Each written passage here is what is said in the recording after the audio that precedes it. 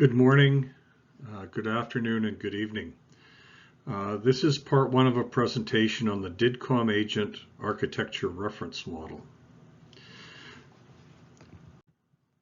My name is Michael Herman. I'm a self-sovereign blockchain architect, developer, and futurist, and I live on a cattle ranch in southeastern Alberta.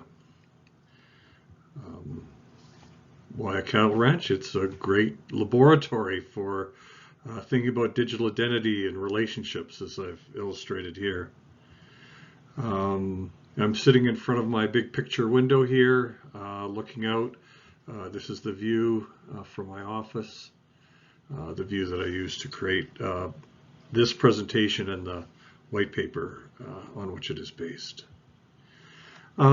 Just as we kind of get into the meat of things, I want to highlight this concept of first principles thinking. I'm a first principles thinker. And it's the idea that you deconstruct things. You automatically, by nature, deconstruct things into their most basic elements and reassemble them from the ground up. So as a result, you're going to see some new concepts, some old concepts that have been recast in a different way. The goal of this presentation is all about making the DIDComm communication protocol and DIDComm agents easier to understand and easier to build, decentralized agent-based software systems. In terms of background, I've been building message-based and decentralized systems for a gazillion years, going back to 1986. This is the very first C language sample from the Windows 1.0 SDK.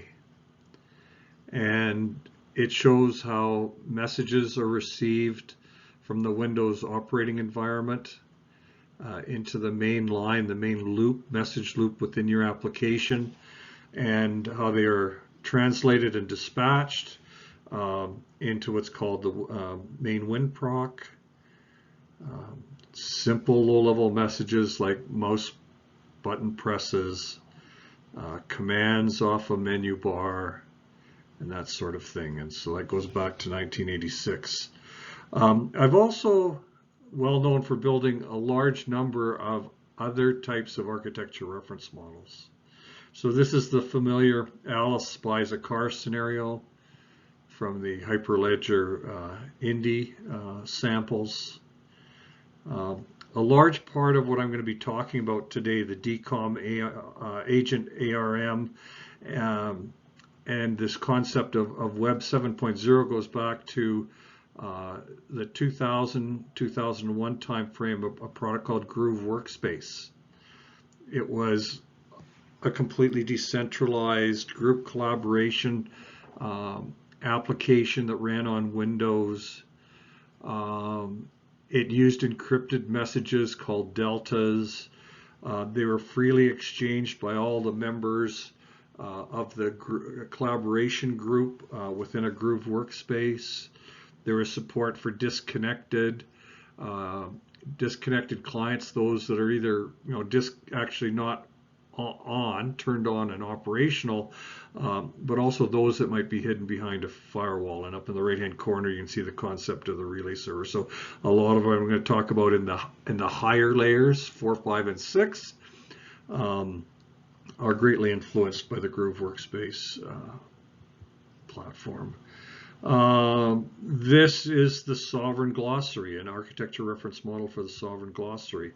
This is the Hyperledger Indy and Hyperledger Aries architecture reference model. These are interactive explorers that you can find on my GitHub site. DIDLang, the language for interactively performing CRUD operations on DIDs, on DID documents, on DID agents, on DID objects. A collaboration with Daniel Hardman. This is from the Aries Hyperledger Aries Agent RFC 004, where we built a small model here to characterize the different types of Aries agents. I have a strong background on the Microsoft platform. This is the Microsoft Azure stack. Some work around enterprise data vaults, and so on and so on. Creating DIDComm protocols that are layered on top of the DIDComm core communication protocol. Detailed architectural models for the trusted digital web, of which a simplified version is being presented here as Web 7.0. Where a lot of this thinking started around Web 7.0 goes back to about the 2018-2019 timeframe, when I was invited to do the keynote presentation at the first Turkish blockchain workshop, national blockchain workshop in Istanbul.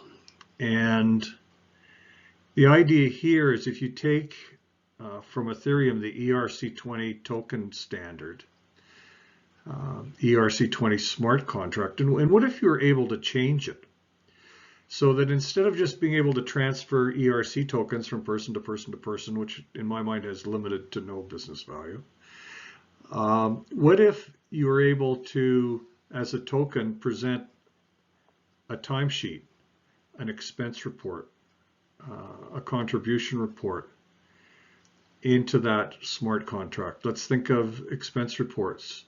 And that in that smart contract, there's a workflow that adjudicates, the value of that expense report. And if it's $100 or less, it just pays you. It uses the Ethereum ERC20 mechanism to pay you for your expense report. Or if it needs to be if it's between certain limits, like $100 and $500, maybe it gets routed to an accounting clerk, or maybe if it's above $500, it gets routed to your manager for approval. But the whole idea of evolving the idea of taking tokens that represent, values of cryptocurrency, and actually use them to represent business documents, and being able to process them through a workflow. So you'll see elements of that woven through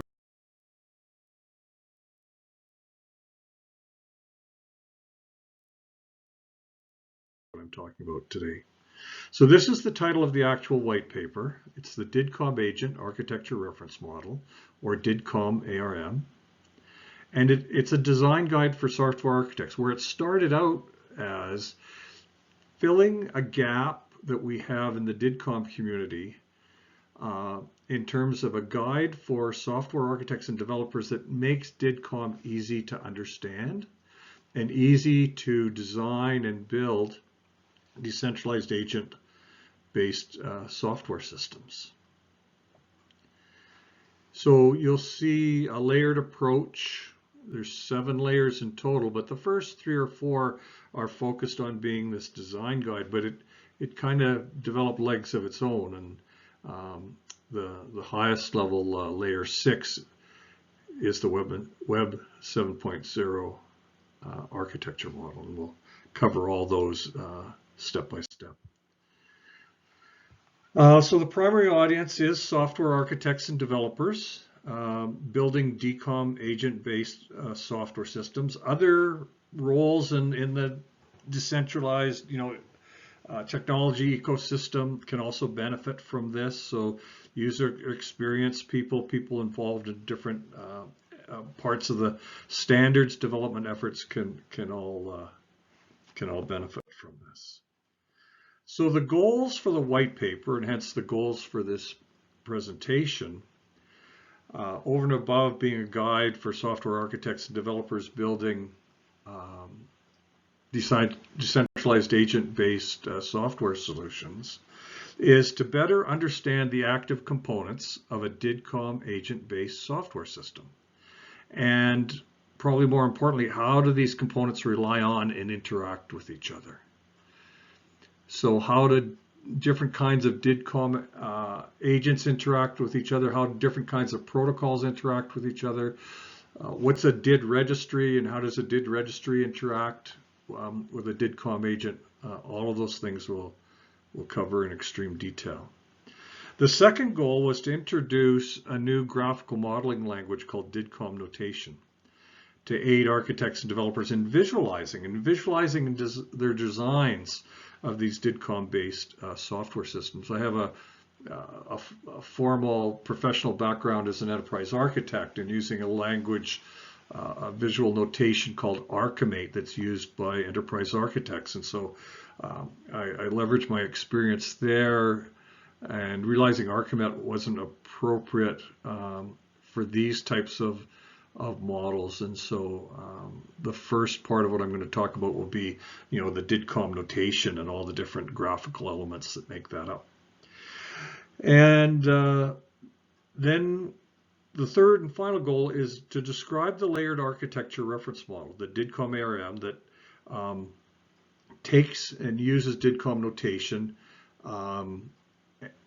to explain DIDComm, but it also presents DIDComm notation and ARM as tools for designing and building applications. So it has really two levels there. Just an intellectual property rights statement. So all of the white paper content is licensed under the Creative Commons Attribution Share Alike International Public License. The key word there is attribution share alike. There are extra clauses in this version, extra standard clauses in this version of the Creative Commons Attribution Share Alike that require all derivative products, all adaptations of this content to carry the copyright. So it's beyond second use, but multiple uses, and that just happens to be important to me. Trademarks is always a bad word, but I've chosen to trademark some graphical logos, and so you see a sampling of them here. So as I say on this slide, I am not trademarking Web 7.0, the phrase. People can use that freely. I'm not going to make the mistake that the Web 5 guys did, but there is content, more official content, if you will, which will carry the trademarked logos and will be identifiable as such. As a point of clarification, this white paper has nothing to do with the W3C, the DIF, the Sovereign Foundation, or any other organization. It's an independently produced work by myself, the author. So here's what layer 6 looks like, just so you know kind of where we're headed. This is the ultimate model, if you will. Below the red line, we have DIDComm networks running on different protocols. Above the red line, we have the Web 7.0 network, which is the collection of agents interacting with each other, either directly through point-to-point DIDComm messaging connections or by calling down into the DIDComm network.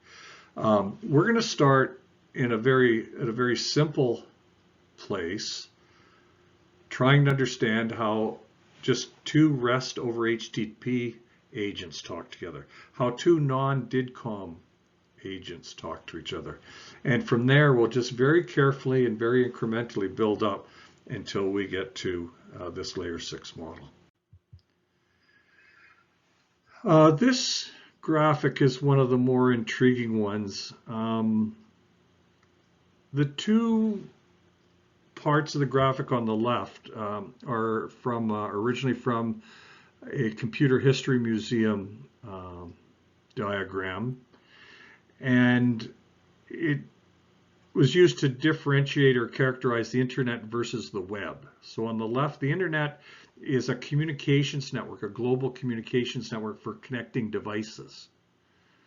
I like to use my hands. If I think of this as being the internet, connecting the devices. Then there's the web, which is an application that runs on top of the internet.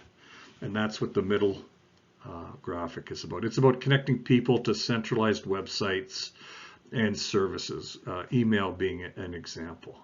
So we have the low-level internet. We have the web running on top of that. Web 7.0 has a different mission. It's about connecting individuals to each other and connecting them via their trusted personal assistants. So if this is the internet,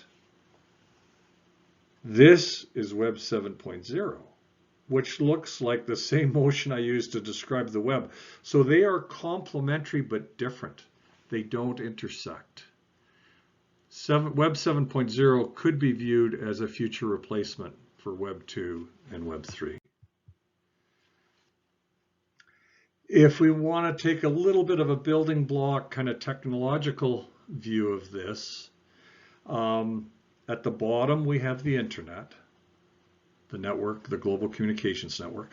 On top of that we have the devices that are being connected together by the internet. On top of those devices, whether it's smartphones, personal computers, big servers, IoT devices, we have the two software stacks. There's the web 2.0, 3.0 software stack, which is around traditional web browsers, web servers, the HTTP protocol, web pages, and web data. On the right, Web 7.0 is about using DIDComm and DIDComm agents and DIDComm messages and DIDComm attachments, of which only one kind is verifiable credentials. There's the concept of the DID registry that will take decentralized identifiers and map them to the URLs that the agents use to communicate with each other. So just very high level schematic. Here's just a sample, a use case, if you will, to illustrate the DIDComm notation. So on the right, starting from the far right in the green box, this is actually a real life scenario that I encountered. There's a medical record system at Dr. Carroll Cardiologist Clinic.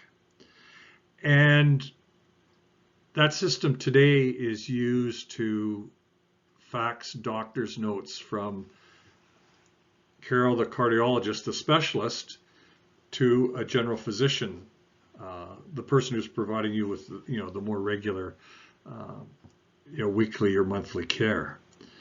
And there's inherently problems with faxes because there's contention over those physical machines and contention over telephone lines and all of that sort of thing. So what we see here, in as brief a description as possible, is the blue line represents the file print operation that most desktop applications have, Windows applications in particular. And there's this thing called the DidFax Windows printer driver. It's a DIDComm client. It knows how to create DIDComm messages and send them to a DIDComm agent. So you do file print, you select the DidFax printer driver in Windows. Whatever the print stream is, whether it's PDF or whether it's a bit stream or PostScript, whatever the case might be, that gets encapsulated into a verifiable credential. That gets attached to a DIDComm message, and it gets sent from that DIDComm client to Carroll, the cardiologist's DIDComm agent. And so the DIDComm client here in the middle, those sheets of paper, they're acting as a gateway, a DIDComm gateway between the line of business application on the right and Carroll's DIDComm agent. That Carroll's DIDComm agent then is, in turn, is responsible for sending it to my general physician. So when the file print dialog comes up, you select the DidFax printer driver, and that driver will also, do a query against the storage connected to that client or connected to Carroll's agent to find the DIDs of all the general physicians that specialist works with. And so from this DIDComm agent to this DIDComm agent is plain old DIDComm messaging, where the receiver is identified by their DID. And so that's the way that we can get those doctor notes from a simple file print type operation in an existing line of business application without having to modify it, sent through DIDComm, received in the general physician's office, put into storage in the virtual web drive. The virtual web drives can be distributed web, decentralized web nodes. They could be solid pods. They could be in Trinity graph databases. And then there's another kind of agent here called a user agent. This is a DIDComm agent that has a user interface, a user experience. So this is the end user client that the general physician would use to look at DID faxes that are received through this mechanism here. A little bit of a lengthy description, but I wanted to, again, provide a little bit of context, a little bit of motivation for what we're trying to build here. A little bit of recognition as of yesterday, I guess, more than 400 downloads of the different versions of the DIDComm-ARM white paper, more than 65 countries. Ray Ozzie also added a comment about Web 7. Ray Ozzie may not be so well known anymore to sort of a younger generation, but he's the inventor of what was one time the most popular email server application called Lotus Notes. IBM bought that in '95. Ray stayed at IBM for a little while. Then he founded a company called Groove Networks, a decentralized group collaboration program. And in 2000, I believe, certainly by 2001, they released that product. And so that's 20 years ago. That was the first, fully decentralized platform that incorporated a lot of the aspects of what we're talking about with DIDComm today. Microsoft bought Groove Networks in 2005. Ray Ozzie then succeeded Bill Gates as Microsoft Chief Software Architect and is responsible for creating or incubating the Microsoft Azure cloud platform. And then Ray left Microsoft a few years later and has gone on to found, multiple new tech startups. So Ray said, hey, we need to move past Web 7, which Bill and I co-invented back in 2006, and he actually has a link to a patent application, which is about intelligent agents being connected together. My response to Ray was, well, you're one step beyond Web 7, so let's get Web 7 working as a foundation, and then we can pursue what you and Bill were thinking of. And then a couple days later, I came back to him and I said, well, the only real stretch goal I can come up for Web 7 is the Uberization of cloud computing. And let's do that by 2025, and the deprecation of Microsoft Azure and AWS by 2030. It's kind of an outlandish claim on my part, but as you see and learn about DIDComm agents and DIDComm networks and the Web 7.0 network, you could imagine it becoming a way of componentizing computing of all kinds and distributing it in a decentralized way. And so when I talk about the Uberization of cloud computing, I'm being quite serious about that. But that's probably a decade away. So let's keep moving on to something a little more tangible. So let's look at the DIDComm agent architecture reference model itself, the high-level view of it, because that's what is used to structure the white paper, and that's what's used to structure the rest of this presentation. So this is the model. Two-dimensional or 2.5 dimensional. So across the bottom we have different extensions to the message passing protocol. And along the vertical axis we have something called DID addressability. So along the message passing protocol axis, we're going to start with just plain old REST over HTTP agents exchanging plain old text messages. From there, we're going to take those plain agents and say, well, now instead of using their IP address and port, or their internet domain address and port as the name for those agents, let's use DIDs and a DID registry. And let's use the DID documents in the DID registry to look up the addresses for these agents that are identified by their DIDs.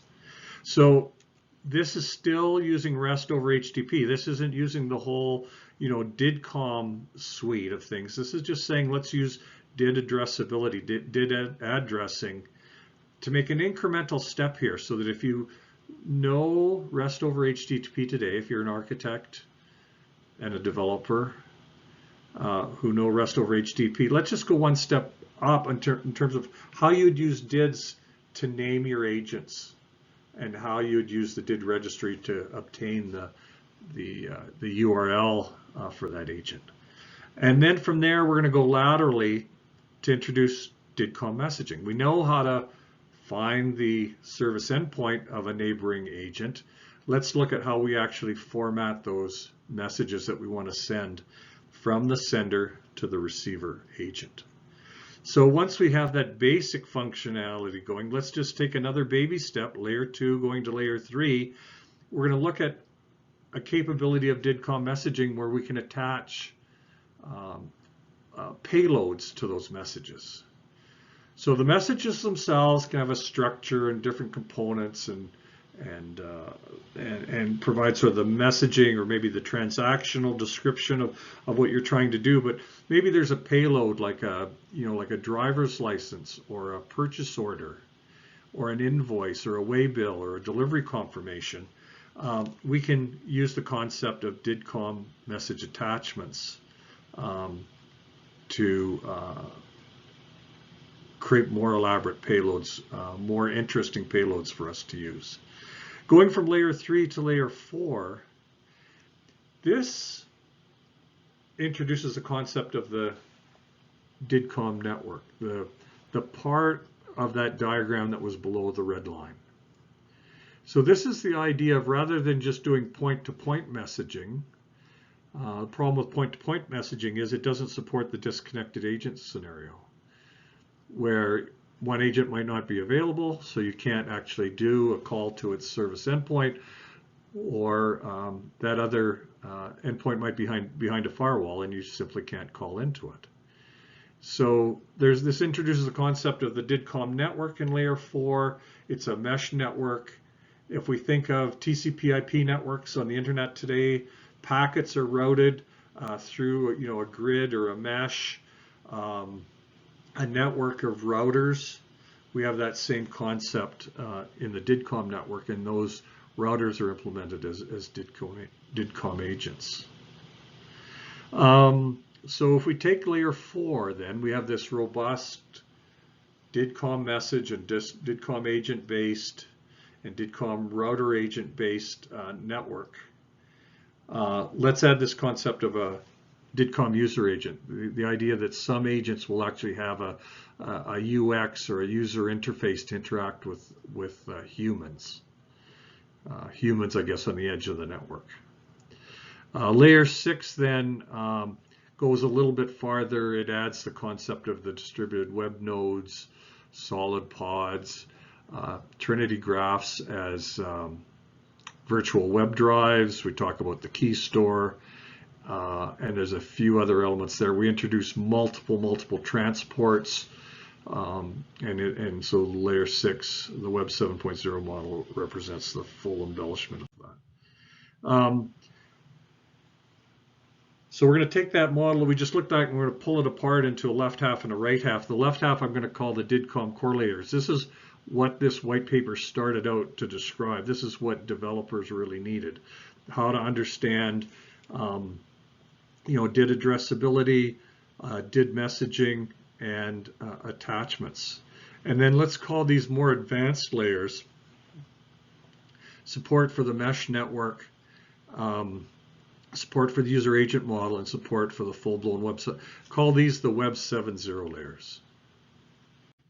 And we'll push those to the side. And I'm going to add 2 more boxes here. And this represents the overall structure, the outline of the white paper. In this particular presentation that I'm going through, we're just going to look at part 1.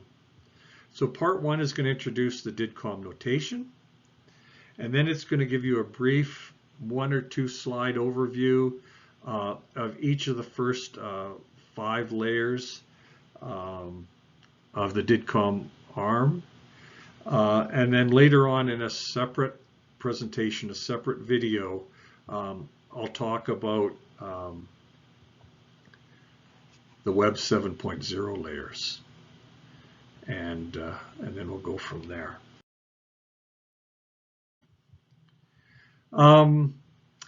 Just going back,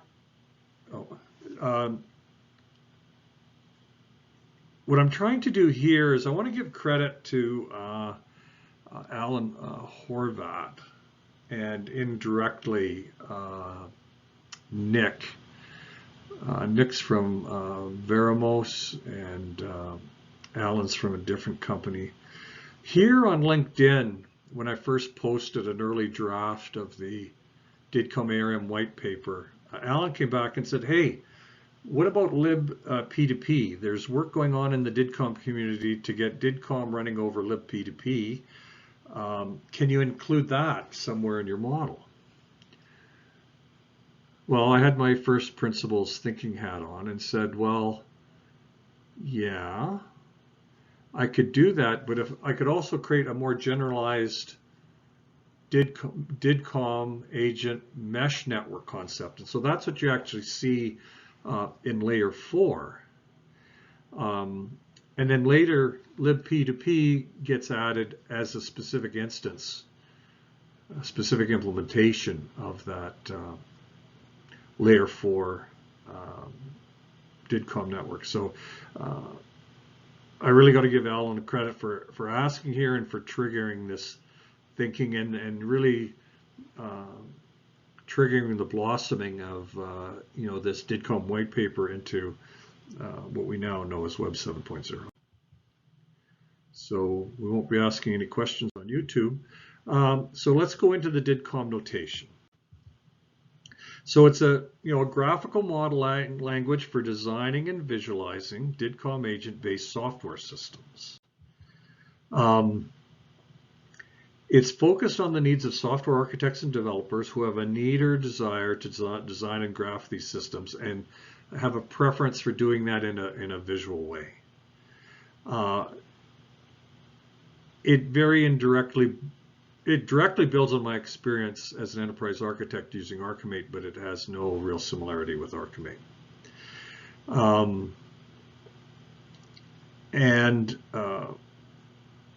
Really, when you think of these DIDComm agent-based software systems, they're comprised of a sort of a network graph of cooperating, software client applications, agents, supporting services that exchange all kinds of different, DIDComm-based messages between them. And it's all based on the DIDComm messaging specification. So that's the, the roots of the DIDComm notation. So we start out pretty simple.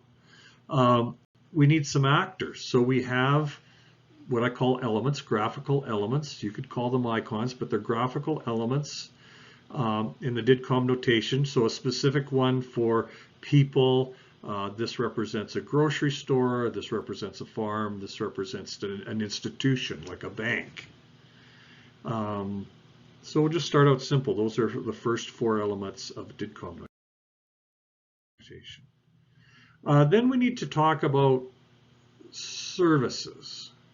Services available on the network, the DIDComm registry being a specific example. So a DIDComm registry looks like this. So it has a bunch of records or a bunch of documents, and I use the check mark to represent the DID registry. And that little line with the diamond on it, that's the interface. That's the way that you, that's a specific kind of interface. That's a request response interface. And that's how you access the registry. You pass in a DID and you get a DID document back. So this DIDComm notation element shows a DID registry with 3 different kinds of interfaces. There's the DID URL over HTTP. That's the classic DID resolution protocol described in the DID core and the DID resolution specifications of the W3C. Web 7.0 also has an actual implementation of a DNS server that supports the storage of DIDs directly within the DNS server. DNS is actually an architecture. It's a database of what are called resource records, and the specification allows for the creation of custom resource records. So if you're familiar with DID documents, there's all the different elements of a DID document. They've been cast as different new custom resource record types in the DNS server. So you can put a DID in, and you can get a DID document back, but the intermediate protocol is the port 35 protocol that would normally be used to resolve domain names and get IP addresses back. The third interface there at the bottom, that's the DIDlang over HTTP interface. DIDlang again is a language like a command language or a SQL-like language for performing CRUD operations against methods and DIDs, DID agents, DID documents, DID objects. So all 3 of these are possible interfaces into the DID registry. And then here's an example of just a single DID document. So this is the DID document for DID:person:1234. So if you go to one of those interfaces with the triangles on them and you pass in DID:person:1234, this is the graphical element that represents the DID document that you have returned. And there's a sample DID document. We're not going to kind of go into the depths of these, but all of these figures are replicated one for one in the white paper with additional explanation. Okay, so now we're going to talk about DIDComm messages and attachments. So originally, in the original version of this presentation, I talked almost exclusively about verifiable credentials, but then somebody on a recent call said, well, what about MDLs? And what about X509 certificates? So we have 3 pages now to start with of DIDComm message attachments. Shopping carts, email messages, contracts, speeches, songs, NFTs, timestamps, tokens can be embedded as attachments. Microsoft Office documents, zip files, video, audio recordings, these are all possible attachment types. And then we come back to the lowly verifiable credential. So this is just one of the dozens of different types of DIDComm message attachments, types of DIDComm message attachments that can be attached to a DIDComm message.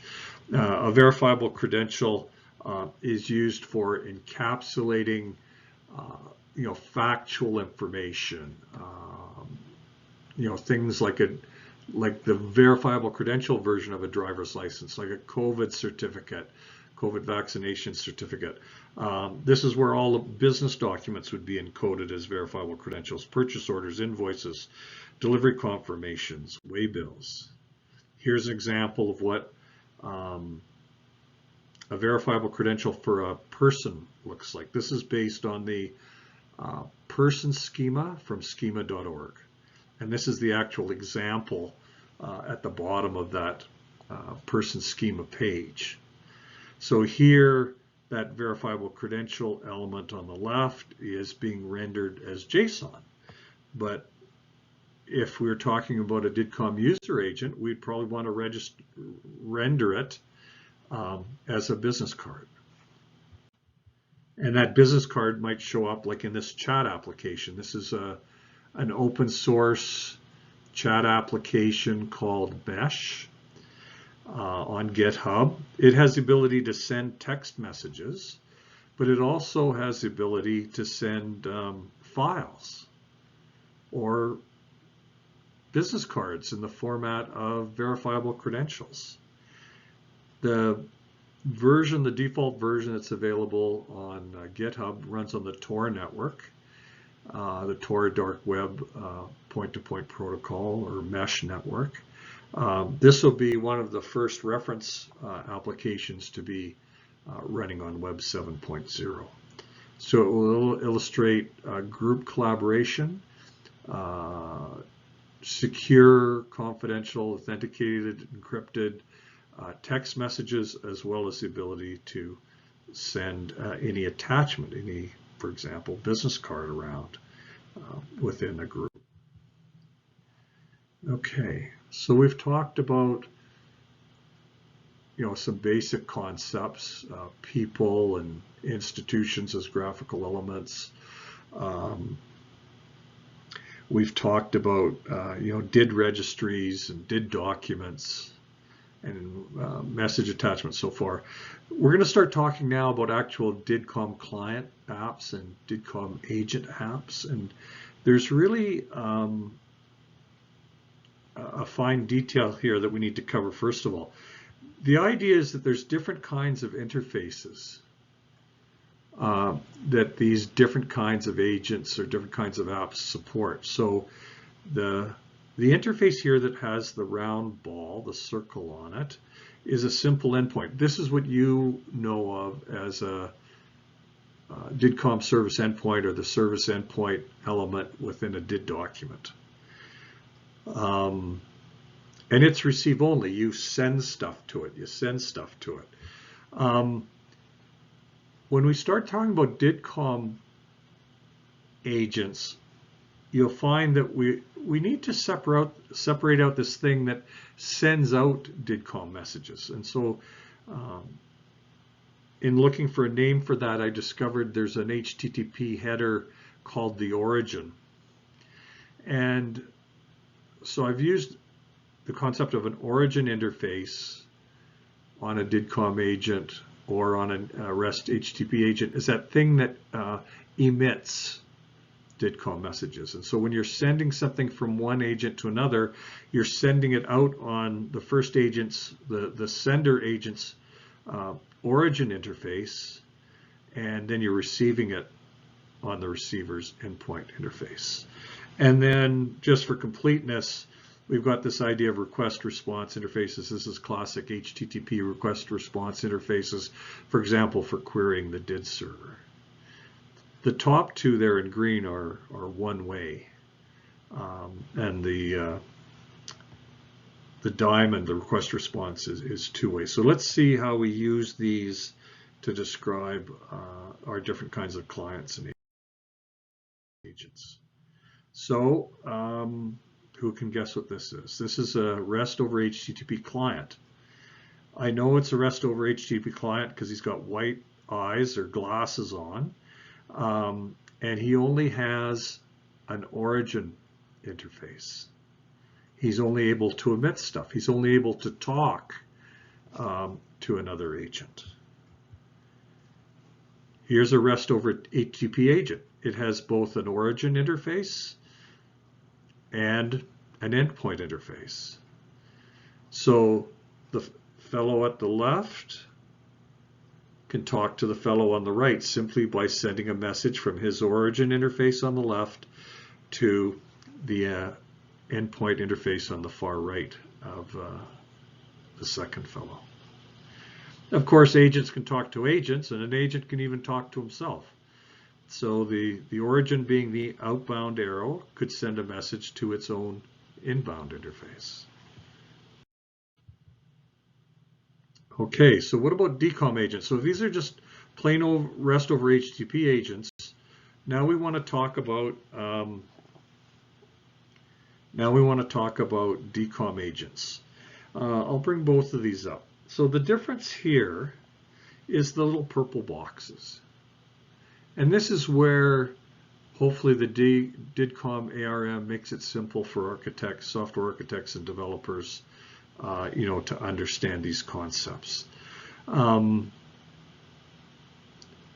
you're sending something out on the origin interface from a DIDComm client, the only thing that's different between a DIDComm client and a REST over HTTP client is there's that purple box. We call that outbound processing.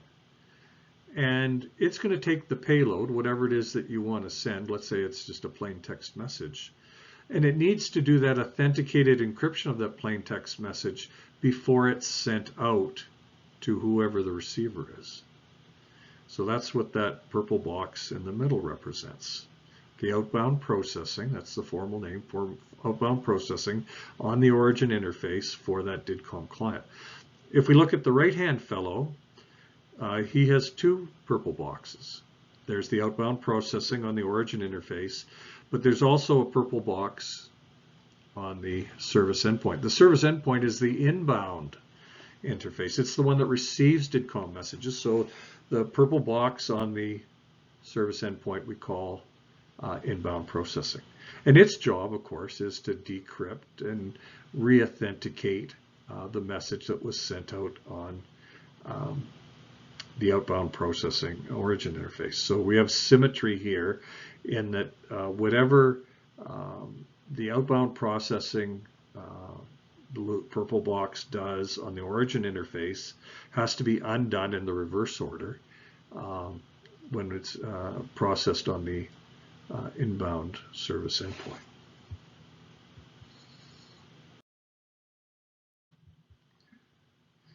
And so here we just see that highlighted here. So outbound processing is the authenticated encryption that happens of the message that you're sending out to a receiver, and below that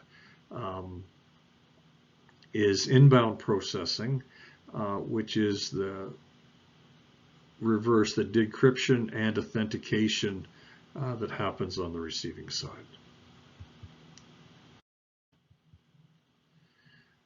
I believe this is the last variation or the last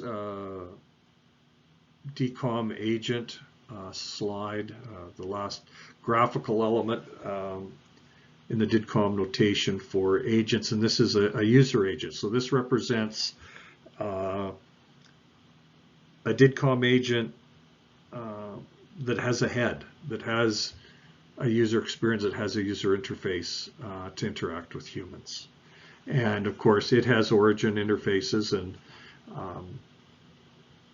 service endpoint interfaces for talking to other DIDComm agents.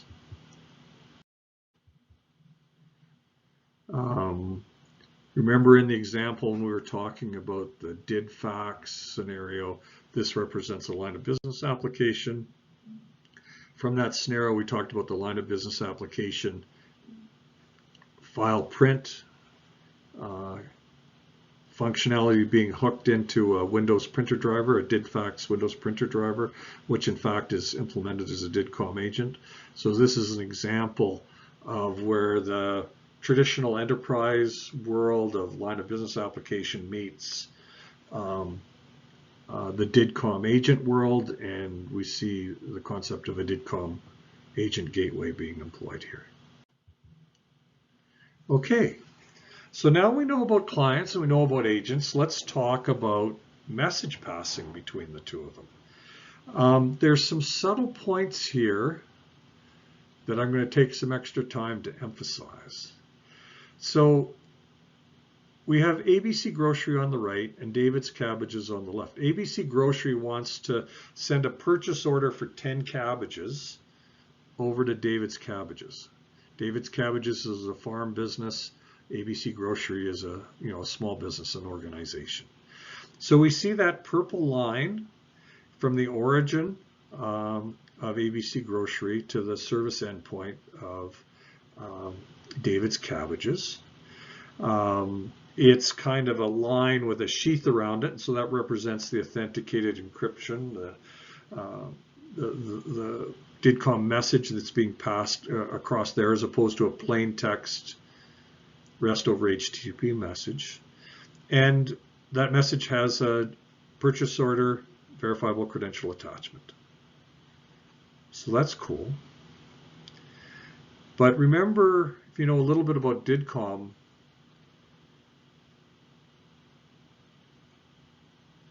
we're trying not to use the URLs of the service endpoints directly or encoding those in our application. So we're trying not to use http://example.com:8090 for David's Cabbage interface. We want to actually refer to the DIDComm agent associated with David's Cabbages by its DID. And so we have the concept of personification. So DIDComm agents and DIDComm clients do not have DIDs. That's the first misconception I want to dispel. The personification of David's Cabbages is that icon on the left, that barn. That represents that farm business. It's that personification called David's Cabbages that has the DID::org:111222333. And similarly, ABC Grocery has its own personification, and it has DID::org:444555666 as its personification. And so when we think of DIDComm messaging, we want to send it from one DID to another, but we know that down in the guts, we're really sending it from the origin of one origin interface of one software client, one DIDComm client, to the inbound service endpoint of the other. So, like, how do we rationalize that? How do we work in the world of DIDs, but how do we get the communication at the lower levels to work? And so there's the concept of the DID registry. The sole purpose of the DID registry is to take a DID, for example, take David's Cabbages DID, the DID::org:111222333. The ABC Grocery agent will do that lookup. It will receive the DID document. Out of the DID document, it's going to extract the service endpoint, which will have these kinds of URLs in it. And then it's at that point that this DIDComm client can make a call over here and pass that. So the purpose of the DID registry is to provide resolution or name lookup of DIDs to resolve to URLs. There is a secondary use, which is to obtain the public key for, in this case, David's Cabbages, but we're not really talking about that right now. So the idea is we have software agents, and we have the personification of them, and that the DIDs are associated with the personification, and that the clients are identified by, or named, if you will, or accessed by, their URL. This borrows from a concept called anthropomorphic programming. That was a term that was, I'm not sure if invented is the right word, but attributed to Dr. Kelly Booth, who was my undergraduate professor at the University of Waterloo. And it's the whole idea of providing human form or human personality and attributing that to non-human objects. So in this case, the non-human objects are the agents, the DIDComm agent and the DIDComm client, and the use of anthropomorphism is saying, well, we can talk about David's Cabbages as this business, and we can talk about ABC Grocery as this other kind of business, and they have names, and those names are DIDs. And so it makes it easier to think and conceptualize your DIDComm agent software systems when you apply the concepts of anthropomorphic programming, and there's a technical report at the University of Waterloo where you can read up on that some more. A lot of these techniques were embedded in something called the Thoth operating system. People may know the name Dr. David Cheriton. He's now at Stanford. He might be retired. But the idea of message passing based and anthropomorphic designed software was used heavily in Thoth and then its successor Harmony. And so it's a powerful tool for systems design. So we'll go through just a simple example just to reinforce what we're talking about. So again, we've got, Bob. Everybody talks about Alice and Bob. Well, Bob has two pieces. There's his software agent, his DIDComm agent, and then there's his persona, his personification. And so the personification has the DID associated with it. The agent is named or addressed by its URL. And it's the DID document from the DID registry, the DID document for DID:person:5678 that actually gives you the information to interact with the agent, for another agent to interact with the agent. So this is the idea of anthropomorphic design.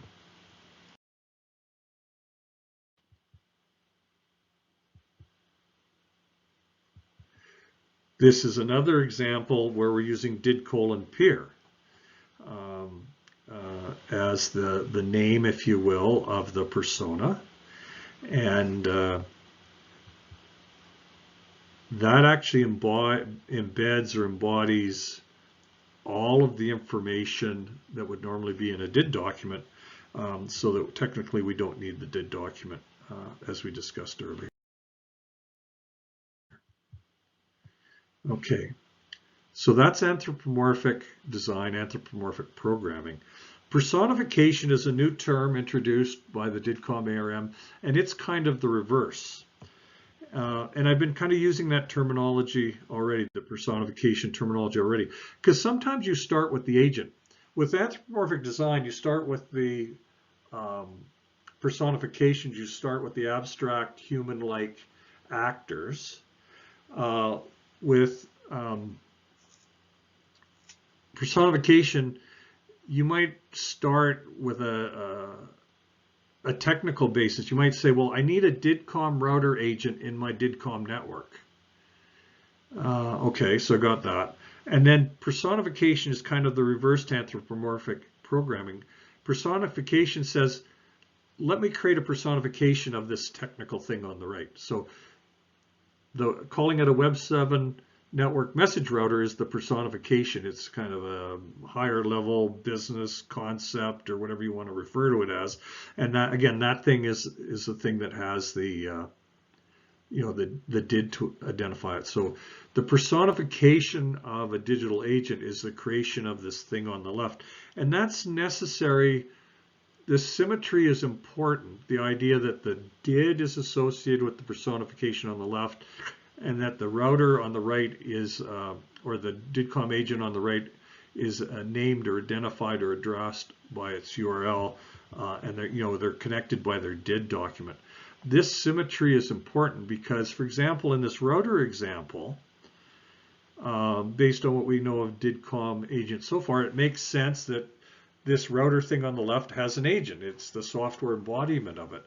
But for example, something else that could be present in the DID document is, particularly in this router example where you're imagining a mesh network of these routers, there could be information about, for this particular message router, who are its nearest neighbors.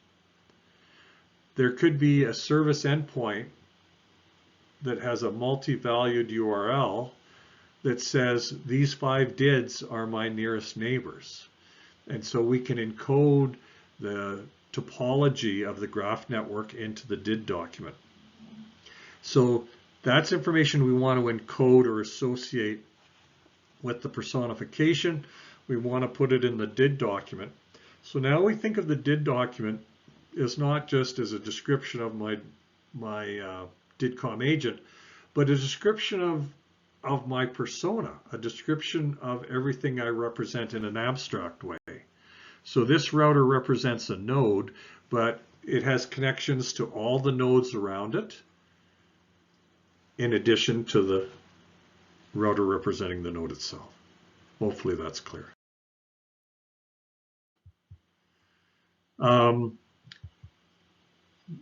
This can be kind of burdensome, always having to have a personification element or icon next to a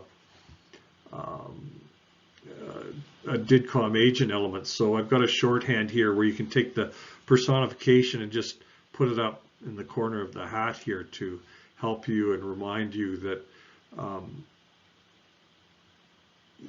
that this agent is a personification and the DID is actually associated with that personification. Okay, so let's move into the second section of the white paper and the last half of this presentation, where we're going to do a brief overview of each of the first 5 layers of the architecture reference model. So layer 0, the purpose of layer 0 is to provide a common technical foundation that a vast majority of software architects and developers around the world will be familiar with, regardless of their preferred technology stack. And then each subsequent layer will build upon this common technical foundation, as well as the other layers of the DIDComm-ARM technology stack. So the idea is that REST over HTTP has got to be the simplest common denominator foundational thing that we can talk about. So here we have a client on the right talking to a REST over HTTP agent on the left. The blue line represents just a simple, HTTP put operation of a plain text message. In this case, this little piece of JSON representing a timestamp.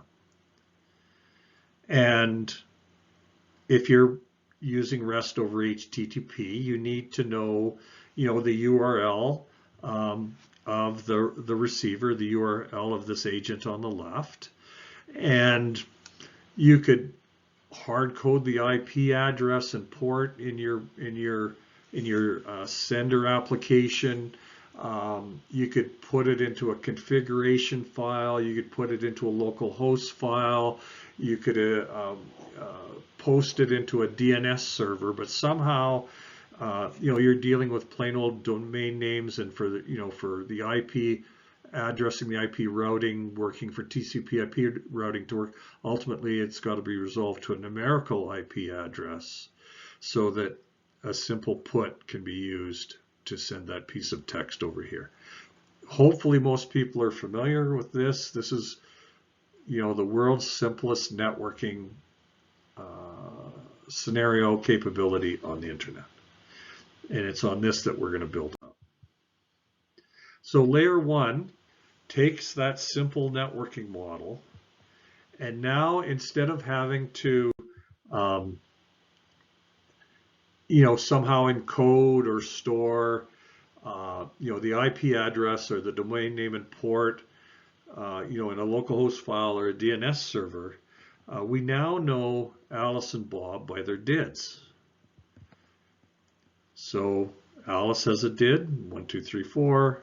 Bob has a DID 1 2 3 or 5 6 7 8. Bob's DIDComm agent is on port 8080 at example.com, and similarly, Alice has a domain and port number as well. So now we're trying to think in terms of DIDs. We're still doing just REST over HTTP calls, simple text messages from the origin of the sender to the service endpoint of the receiver. We're just trying to use DID addressability here. So the way Alice's client talks to Bob's agent using DIDs is Alice first has to look up that DID :person :5678, the DID for Bob's agent. The DID for Bob's personification in the DID registry and get the DID document back for DID person 5678. And then Alice will take that DID document, look up the service endpoint for Bob's agent, and then get that URL from the DID document and use an HTTP client and a put method, a put call to send that message over there. So we've gone from hard coding or somehow representing or storing URLs in the form of IP addresses or domain names to a level of indirection based on the DID for the sender.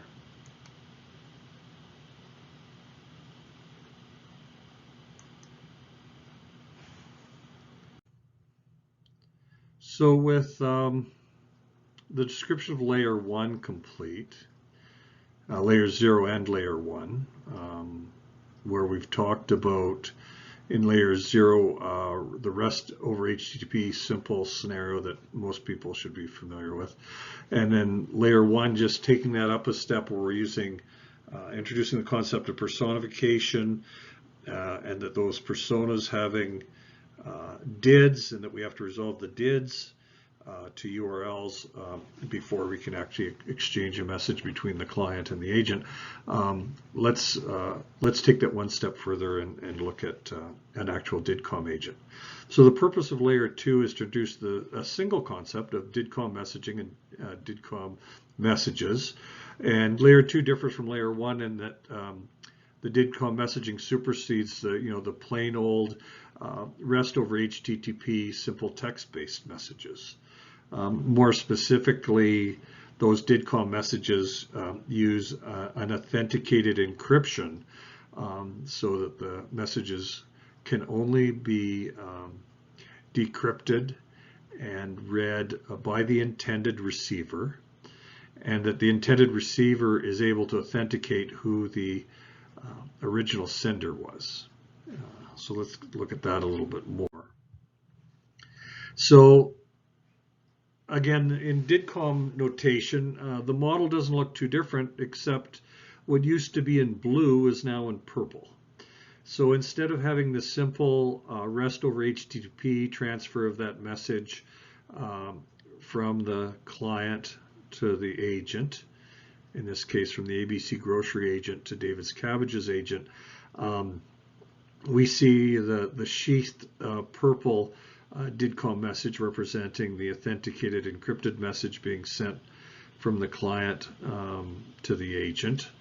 And we also see those purple rectangles. So on the origin interface for the ABC Grocery client, there's outbound processing taking place. So whatever it is, that we're trying to send from the client to the agent using DIDComm, it needs outbound processing. It needs to be processed through that authenticated encryption and sent over then to the receiver's endpoint, service endpoint.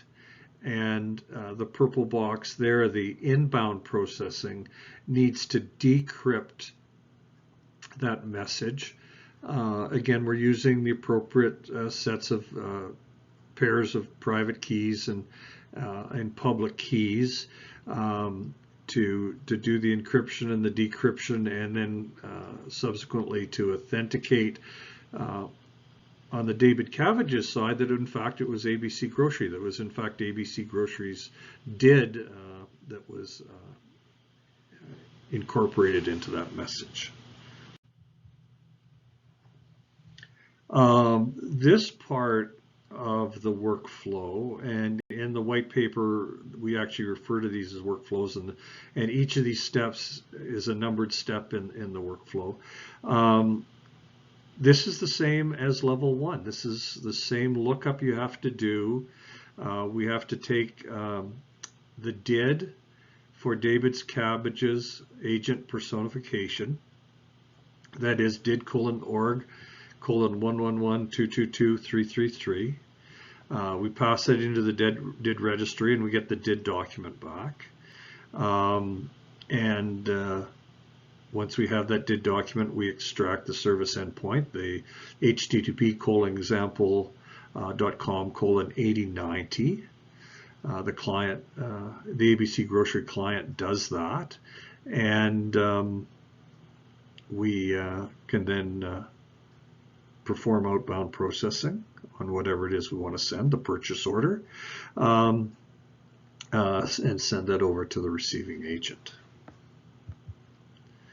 And then we can put those little personification icons in there to remind us that on this DIDComm client, it's a grocery store, and it has a DID in that on David's Cabbage's agent, the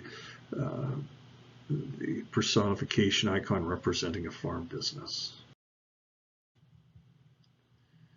Okay, so these overviews are very brief like this. In layer 3 now, the purpose of layer 3 is to introduce the single additional capability of a DIDComm message attachment. So previously those messages, those DIDComm messages, for all intents and purposes are just, authenticated, encrypted, text strings. They can have more structure, but let's assume that in layer 2, that's all they were. Now we want to be able to use an additional capability of the DIDComm communication protocol, and that's the ability to have attachments. And again, here I'm emphasizing verifiable credential attachments, but it could be, virtually any structured payload. So here is the picture. Boy, it looks pretty similar to what we just saw for layer 2. The only difference here is that now the payload that we create, we are attaching a verifiable credential, and we're attaching that verifiable credential prior to the outbound processing step on the sender, on the ABC Grocery side, and so it gets authenticated, encrypted as part of the overall DIDComm message. Again, pretty straightforward. Okay, layer 4 takes what we already know, and we add DIDComm message routing.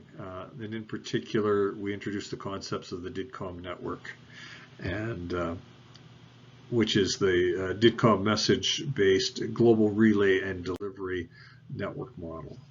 And so rather than just having a point-to-point connection between ABC Grocery's client and David Cabbage's DIDComm agent, we now see that the ABC Grocery has a sense of who its nearest neighbor is in the DIDComm network. That's node number 3, and those blue dots are all DIDComm network router nodes. They're implemented as DIDComm agents with DIDComm technology and DIDComm message types. And as we said when we first introduced the concept of personas, the DID documents for each of those nodes lists who the nearest neighbor connections are. And so here we see that purchase order being sent from the ABC Grocery DIDComm client on its outbound interface, on its origin interface. Outbound processing is performed on the message with its attachment. It's sent to the DIDComm agent router node 3, which in turn sends it to 2, which in turn sends it to 1. 1 knows that it has a direct connection to David Cabbage's DIDComm agent, and so the DIDComm message jumps out of the network and is delivered to DIDComm agent. This uses the DIDComm protocol concepts of a mediator and the forward message type. So it's a way of wrapping a standard DIDComm message as a forwarding message, and so forward messages are used to route those messages through the network. And then finally, node number one will just send the message to its intended recipient. This is also where it might be useful to mention, again, support for disconnected clients, of which there's two subcategories. Disconnected clients could be a client that's just not running, and so you can't send stuff to it. So David's Cabbages may be offline. He turned his computer off, or his agent is not running on the computer. Or the scenario where DIDComm Cabbages DIDComm agent is behind a firewall, so you can't call in. You can call out across a firewall, but you can't call into a firewall. So in that case, David Cabbages DIDComm agent periodically would have to poll that node number one to see if there's any forwarded messages that are waiting for it to be consumed. So we've gone through these layers 0 through 4 pretty quickly, very incrementally, only introducing one small concept at a time. If you need to go through this again, I recommend the white paper because it provides a lot of textual description around each of these layered architectural reference models. Okay, so just to wrap up this part 1, this is where we're ultimately headed, and we'll get to there in part 2 of this presentation a little bit later on. We're reminded that what we're really building towards is this thing called Web 7.0, the ability to connect individuals to each other via their trusted personal agents. And just to highlight, the DIDComm network only contains trusted digital agents. It does not contain websites. If you want a website, you can run in this parallel world of Web 2 and Web 3, all of which are running on top of the internet. But these can run side by side, but technically and specifically and formally, Web 7.0 has no websites. It is all based on trusted digital agents, either representing persons or organizations or abstract services, whatever the case might be. And this is where we get into the high-level building blocks, and this shows you, the Web 2.0, 3.0 world running side by side with Web 7.0. They can coexist. They can use the same DNS services, etc. They run on devices that are connected to each other via the Internet Global Communications Network. And shows all of that superimposed on one another.